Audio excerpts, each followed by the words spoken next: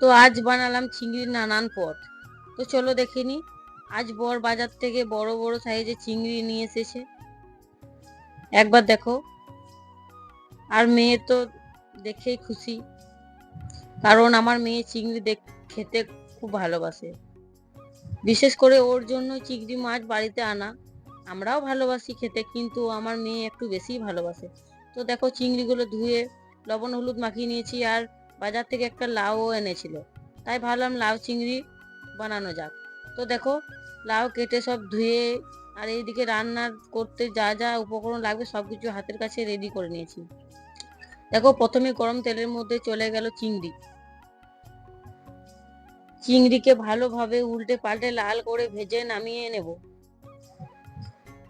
তারপর মাছ ভাজার তেলে ছোট ছোট করে কেটে রাখা আলুগুলো ভেজে নেব।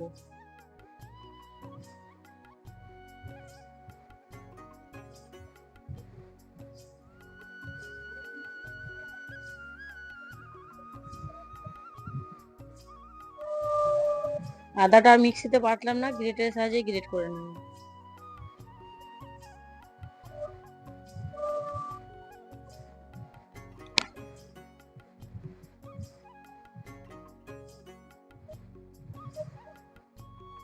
দেখো কত সুন্দর ভাজা হয়ে গেছে।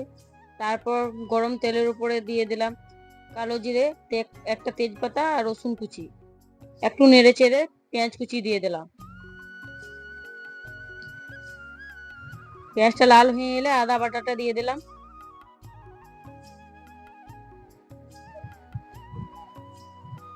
এবার ওর মধ্যে জিরে গুঁড়ো, হলুদ গুঁড়ো আর হালকা ভাজা ভাজা হয়ে এলে কেটে রাখা স্বাদের লাউগুলো দিয়ে ভালোভাবে কষিয়ে নেব।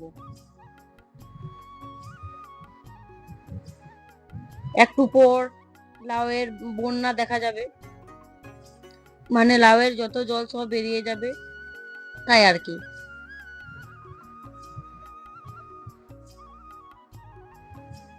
একটু পর লাউটা হালকা সেদ্ধ হলে ভেজে রাখা আলুগুলো দিয়ে দেব।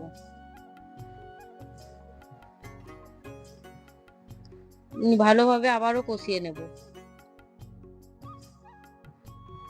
আর আগে যেহেতু লবণ আর চিনি দিইনি, তাই এখন লবণ আর চিনিটা দিয়ে দেব।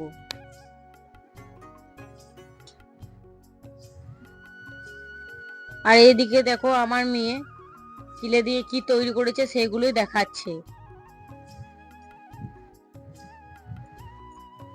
আবারও কড়াইয়ে ঢাকা খুলে লাউয়ের মধ্যে ভাজা চিংড়িগুলো দিয়ে ভালোভাবে নেড়ে চেড়ে গরম মশলা ছড়িয়ে নামিয়ে নেব।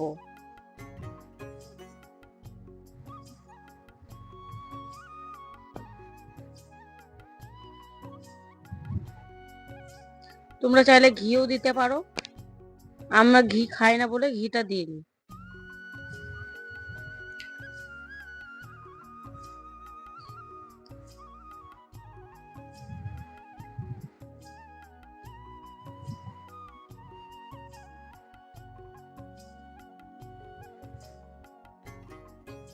আর করেছিলাম ঝিঙে পোস্ত।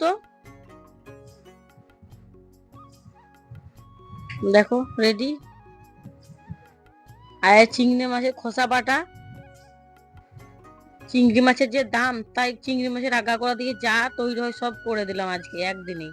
এদিকে করেছিলাম চিংড়ির ঝাল।